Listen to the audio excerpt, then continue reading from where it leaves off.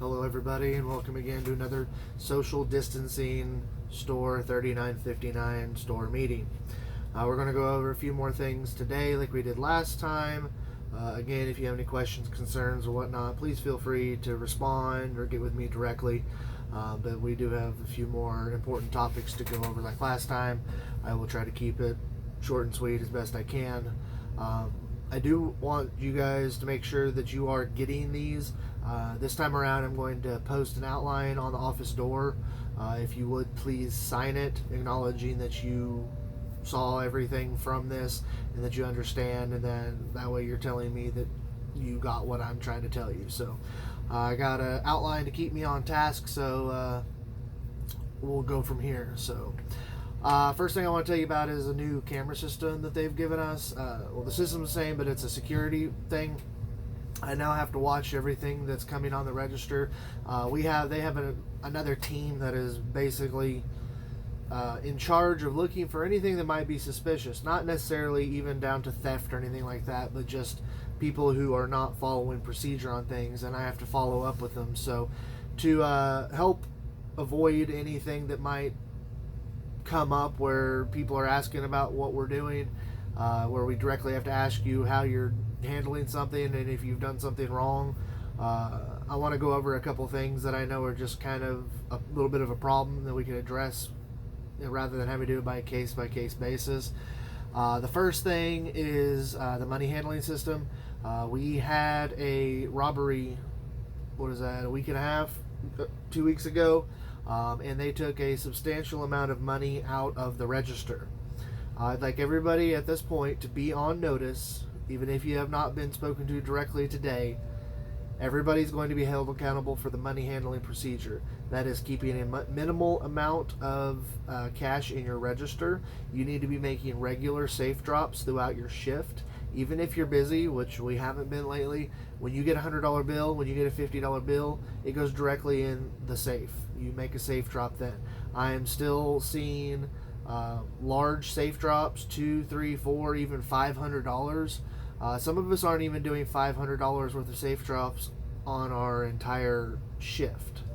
So we need to be conscious of this, and this is something that going forward, if I see large safe drops like this, it is a write-up offense for mismanaging the money.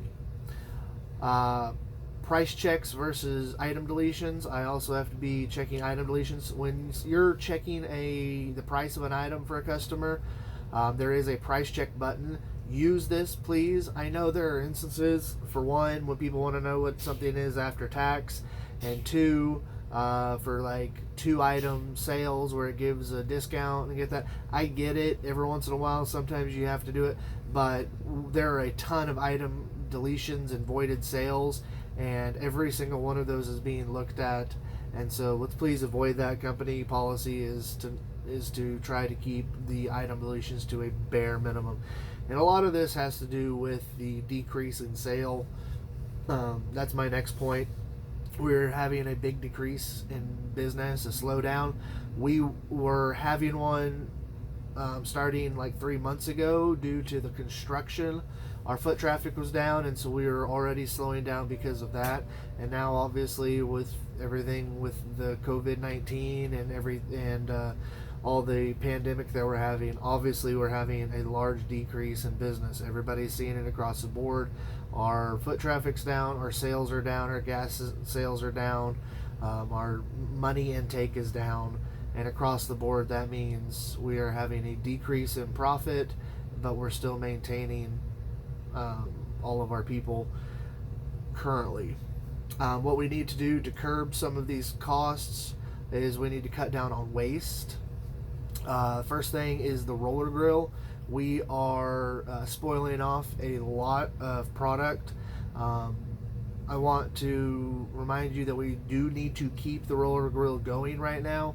I know other stores have closed theirs down, other companies, but Circle K is opting to keep it open and is part of our store standard. So we need to keep things on the roller grill, but we're going from 4 per item to 2 per item right now. we're not going to make that many people mad by not having 4 of each thing, but we are going to make people mad by not having anything at all. We do need to keep some food out there, especially for essential employees and first responders and things like that. They need to grab something on the go since so many people are closed down and restaurants are drive-through only. We need to do our part, but we're going to go to 2 per item. The other way is we're doing a lot of coffee waste. We are 1, warming up, and 2, obviously slowing down. We need to make sure that we are doing 1 bag, so a small batch of coffee when we're brewing it. We are dumping out basically everything that we brew. We're doing a very minimal amount of coffee sales at this point.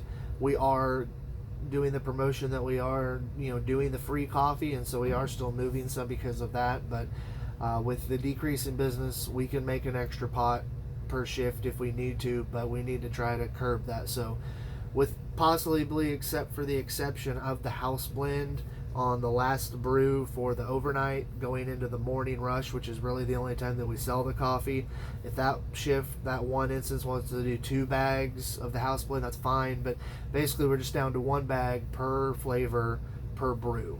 That will help with the cost on that, and that's another key point that we need to pay attention to. One, we have Colorado Pure Hemp. That's the little cigarette looking packs that I pulled there in the office. There is going to be somebody by today to pick those up. It's for 1 person and 1 person only. Jacob Torres.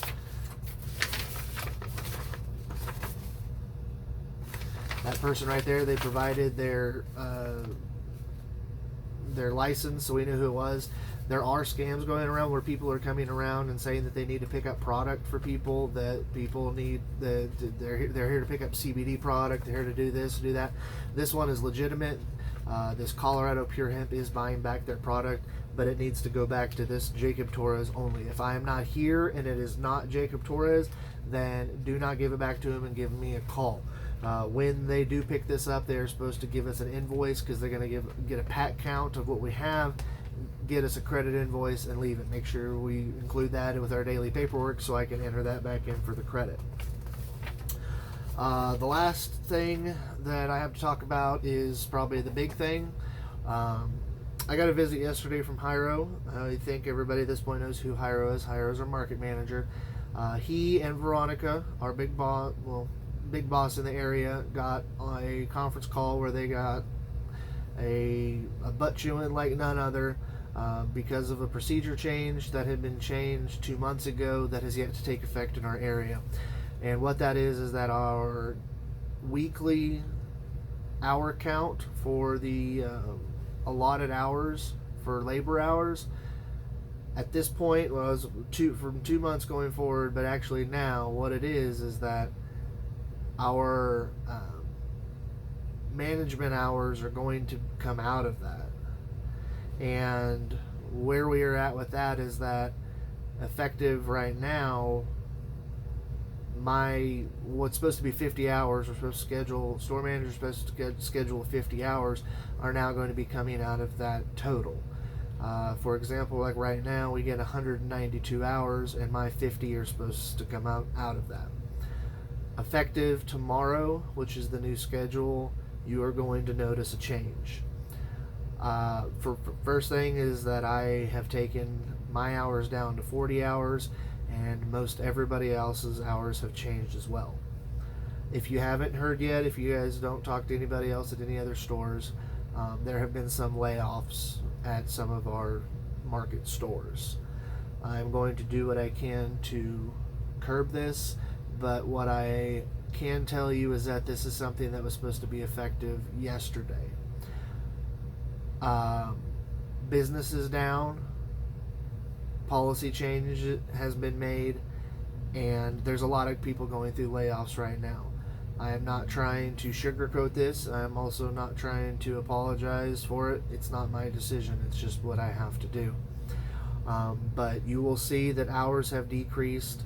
We have made some shift changes. I have been requested heavily for some people to be taking on different kinds of shifts, and I've made those adjustments. As of right now, those are the only adjustments that I'm going to be making. The accommodations are going to have to go down. Basically, what I'm saying, there's a few options with the cut down in shifts.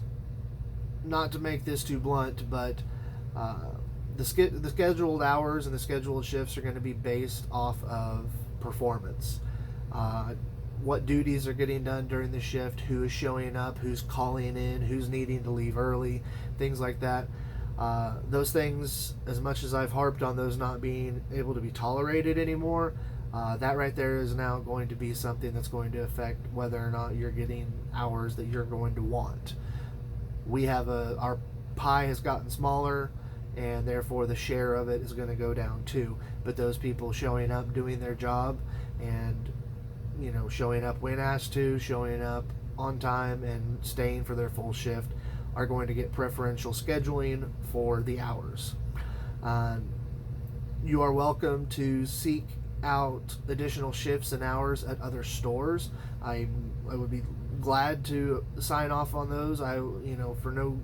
For all intents and purposes, I'm not going to be blocking anybody from doing that. In fact, I'm going to be asking around from neighboring stores, both in and out of market, to see who might have any open shifts. But I will tell you, as of right now, things are a little thin at some of the stores. Some stores were way overstaffed. We've just kind of been right there at capacity.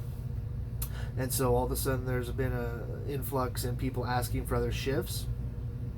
I am going to stick my neck out there, and if somebody wants to go pick up a shift somewhere, I will definitely give you my recommendation. But if you burn me on that, if you agree to pick up a shift and then you don't do it, or you don't follow the procedures, or if there's a negative feedback from it, I will not be able to do that anymore. But I am going to do what I can to give you guys hours. I know things are different now. We're going into the summer, and that's when usually things pick up, foot traffic, warmer weather. I know with the kind of quarantine thing, with the curfews and all that stuff, things are going to change. But there's still a lot of essential workers out there, and there's still a lot of people from the neighborhood that are still coming in. So I'm hoping that the season can help counteract some of this slowness and everything. But I do have to be very clear to the point of those that outwork the other workers are going to be the people that get the hours. I do appreciate you guys that are here. I'm not trying to harp on I'm not picking on anybody.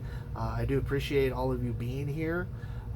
But if I have one person performing higher than the other, that's obviously going to be who I'm going to pick to work the shifts that are open. I have made the schedule. I'm going to send it out after I send out this video. If you do have any questions or concerns, please feel free to get with me.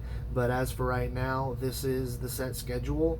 And I believe, I have scheduled 236 hours over the 219 approved hours, so I'm still over scheduled.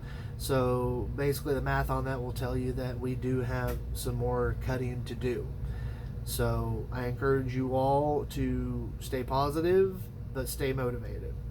Other than that, I think that's all I've got for now. I do appreciate you watching. Again, please sign the outline, and if you have any questions or concerns, get with me. Have a good day.